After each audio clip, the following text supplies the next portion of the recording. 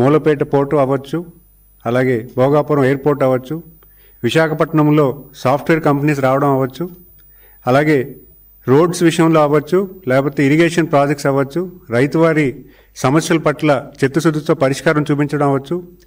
ఇవన్నీ కూడా ఉత్తరాంధ్రలో ఒక కొత్త నాయకత్వం ఏర్పాటు చేస్తూ ఒక కొత్త మంచి ఆలోచన, అభివృద్ధి పట్ల ఉన్నటువంటి మంచి ఆలోచనతో ఈరోజు రాష్ట్ర ప్రభుత్వం, కూటమి ప్రభుత్వం పెద్ద ఎత్తున ఒక మంచి పేరు తెచ్చుకునే క్రమంలో ఈరోజు ప్రతిపక్షం ఎవరైతే మీడియా వాళ్ళు ఉన్నారో గడిచిన 2 రోజులుగా ఒక ప్రచారం ఏదైతే చేస్తున్నారో దాన్ని పూర్తిగా నేను ఖండిస్తున్నాను.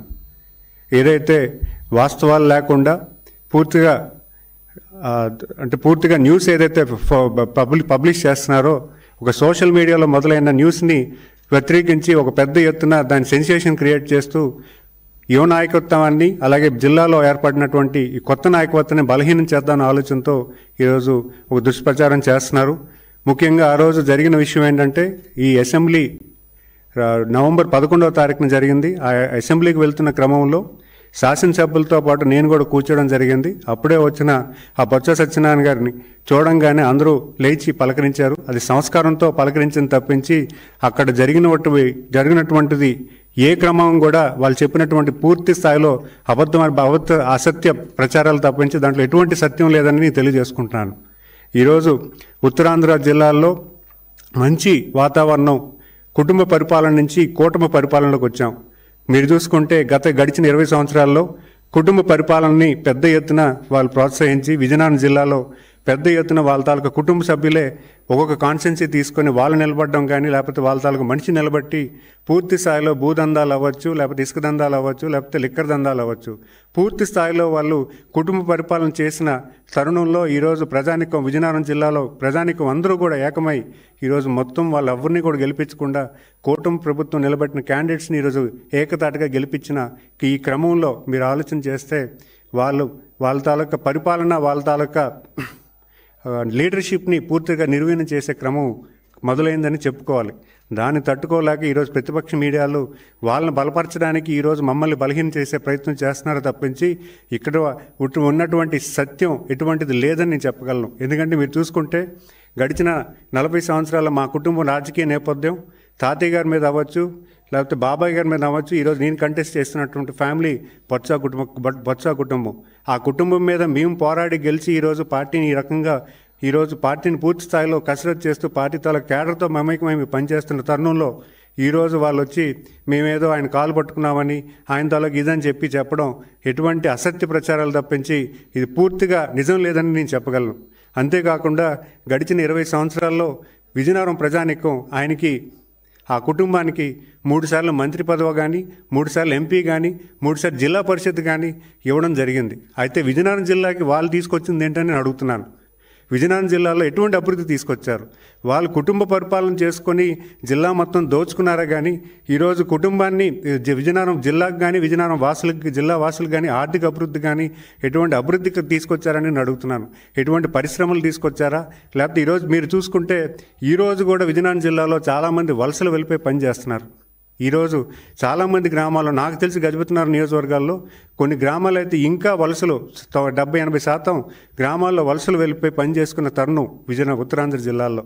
మరి అలాంటి ఈ తరుణంలో కూటమి ప్రభుత్వం ఏర్పడిన వెంటనే కొత్త ఆలోచనతో ఆ పరిశ్రమలు వచ్చే దశగా మేము అందరూ కూడా కలిసి సమిష్టి పూర్తిగా పనిచేస్తున్నాం. మీరు చూసుకుంటే రాష్ట్రంలో యువ నాయకత్వానికి బలపరుస్తూ 175లో 88 మంది కొత్త అభ్యర్థులు నిలబెట్టి గెలిపించిన వైనం. అంతేకాకుండా మీరు చూసుకుంటే జిల్లాలో ఉన్న 7 కాన్స్టిట్యున్సీస్లో కూడా 4 కొత్త అభ్యర్థులే, అలాగే 3 సీనియర్ అభ్యర్థులు. ఈ 4 కలిసికట్టుగా పార్టీని స్ట్రెంథన్ చేస్తూ పార్టీ తాలూకా ఆలోచన విధి విధానాలను పూర్తి స్థాయిలో గ్రౌండ్ చేస్తూ ఈరోజు విజయనగరం జిల్లాలో కూటమి ప్రభుత్వకు ఒక మంచి పేరు వచ్చే దశగా మేము కలిసికట్టుగా పనిచేస్తుంటే అది ఓర్వలేక ఈరోజు ప్రతిపక్ష మీడియా ఏదైతే ఉందో దాన్ని నిర్వీర్యం చేయడానికి, దాన్ని కార్యాచరణ చేయడానికి లేనిపోయిన అపోహలు క్రియేట్ చేస్తూ దాన్ని పెద్ద ఎత్తున పబ్లిసిటీ చేస్తూ ఒక రాంగ్ ప్రచారం చేయడం జరుగుతుంది.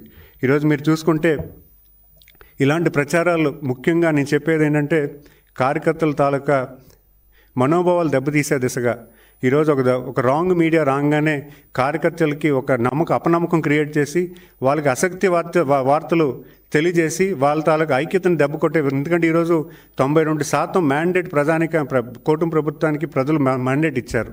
అలాంటి మ్యాండేట్ని కొలగొట్టాలంటే ఫస్ట్ కార్యకర్తలు నిర్వీర్యం చేయాలన్న తప్పుడు ఆలోచనతో ఈరోజు లేనిపోని న్యూస్ ప్రతి మినిస్టర్ మీద ఒక స్టోరీ క్రియేట్ చేస్తూ ఒక అసత్య ప్రచారాలు చేస్తూ ఈ రకంగా చేయడం కేవలం ఆ ప్రతిపక్షం తాలూకా ఆలోచన విధానం అని నేను చెప్తున్నాను. ఆ విధానంలో మనం ఆలోచన చేయాలి. ఈరోజు మనం రాష్ట్రం అభివృద్ధి కోసం మన తాలూకా ప్రగతి కోసం మనందరం కలిసికట్టుగా పనిచేస్తున్నాం. ఇలాంటి పరిస్థితుల్లో వాళ్ళు ఇచ్చిన వార్తలు బేస్ చేసుకుని బేస్లెస్ వార్తలు మనం పట్టించుకొని మనం వెనకబాటు వెళ్ళే పరిస్థితి మనం కార్యాచరణ చేయకండి. ఇది ఈరోజు నాకు జరిగింది. రేపొద్దున ఇంకో మంత్రి కావచ్చు, ఇంకో ఎమ్మెల్యేకి చేయొచ్చు. అంటే ఒక అసత్యపూర్వకమైన ఏవైతే పబ్లిష్ అవుతున్నాయో సోషల్ మీడియాలో దాన్ని మీరు సీరియస్గా తీసుకోకూడదని మనవి చేస్తున్నాను. ఎందుకంటే ఈ వార్తలు ఎటువంటి నిజాలు లేవు. ఈ వార్తలు కేవలం ఏంటంటే ఒక పర్సన్ ఇంట్రెస్టో లేకపోతే ఒక పార్టీ ఇంట్రెస్ట్ మీద వెళ్ళే ఈ న్యూస్ తప్పించి దీనివల్ల ఎటువంటి నిజాలు లేవు. దానికి కావాల్సిన ప్రూఫ్స్ కూడా వరదలు లేవు. అలాంటి అసత్య ప్రచారాలను మీరందరూ కూడా భవిష్యత్ కాలంలో మీరు ఆలోచన చేయండి. మేము ఖచ్చితంగా ఒక మంచి లీడర్షిప్ విజయనగరం జిల్లాలో ఏర్పాటు చేయడానికి మేమంతా కలిసికట్టుగా పనిచేస్తున్నాం. భవిష్యత్ కాలంలో విజయనగరం జిల్లాని ఒక మంచి ప్రగాఢం అభివృద్ధిలో ముందుకు తీసుకెళ్తూ ఒక మంచి రాష్ట్రంలోనే ఒక మంచి జిల్లా కింద ఏర్పాటు చేసే జిల్లా అభివృద్ధి పట్ల లేకపోతే అవకాశాల పట్ల పూర్తి స్థాయిలో మేము పనిచేయడానికి సిద్ధంగా ఉన్నాం. అలాగే మీరు చెప్పాలంటే బొత్స సత్యనారాయణ గారు ఈరోజు మీరు చూసుకుంటే ఎంతమంది అభివృద్ధి ఈ జిల్లాకు తీసుకొచ్చారు, ఎంత అభివృద్ధి తీసుకొచ్చారు, ఆయన ఏ రకంగా అభివృద్ధి వచ్చే వాళ్ళని ప్రోత్సహించారు. వాళ్ళ కుటుంబ సభ్యులు ఎంతసేపు వాళ్ళకేంటని చేసుకున్నారు తప్పించి జిల్లాకి ఏం చేయలేదని చెప్పడంలో నేను ఘనంగా చెప్పగలుగుతాను. అంతేకాకుండా వాళ్ళు చెప్పిన స్కామ్స్ అయితే చాలా ఉన్నాయి, కానీ అవన్నీ వివరిస్తాను. కానీ ఈరోజు చెప్తున్నాను, విజయనగరం జిల్లాలో ఒక మంచి లీడర్షిప్ తయారవుతుంది. యువ నాయకులు అందరం కూడా కలిసికట్టుగా పనిచేస్తున్నాం. అక్కడ జరుగుతున్న ఏదైతే కుటుంబ పరిపాలనో ఆ కోటలు బద్దకొట్టుకొని ఈరోజు విజయనగరం జిల్లాలో ఒక మంచి సుస్థిర నమ్మకాన్ని కలిగించి ఈరోజు నాయకత్వం ఏర్పాటు చేయడానికి మేమైతే సిద్ధంగా ఉన్నామని ఈ వేదిక ద్వారా తెలియజేసుకుంటున్నాను. ధన్యవాదాలు.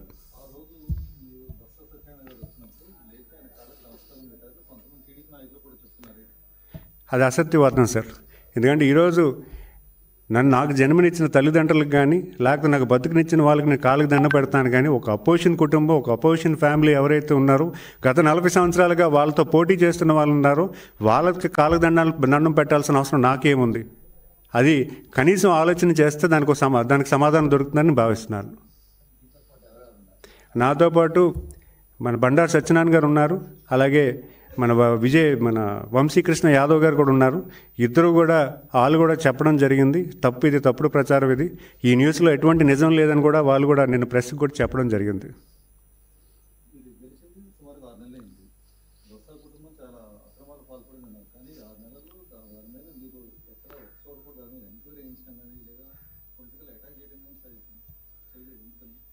సార్, ఇష్యూస్ అన్నీ కూడా మా నోటీస్లో ఇచ్చిన ఇష్యూస్ అన్నీ భూదందాల ఇష్యూస్ ఆల్రెడీ వచ్చాయి.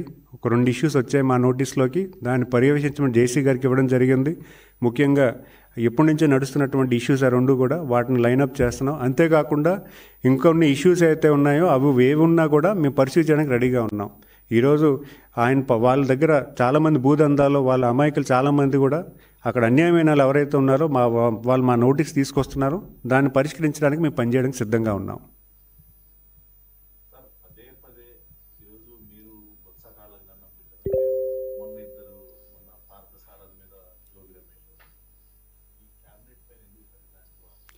కేవలం ఏంటంటే ఇక్కడ నాయకత్వాన్ని నిర్వీర్యం చేద్దామన్న ఆలోచనతో ప్రతిపక్ష వాళ్ళు చేస్తున్నటువంటి వైనం ఇది.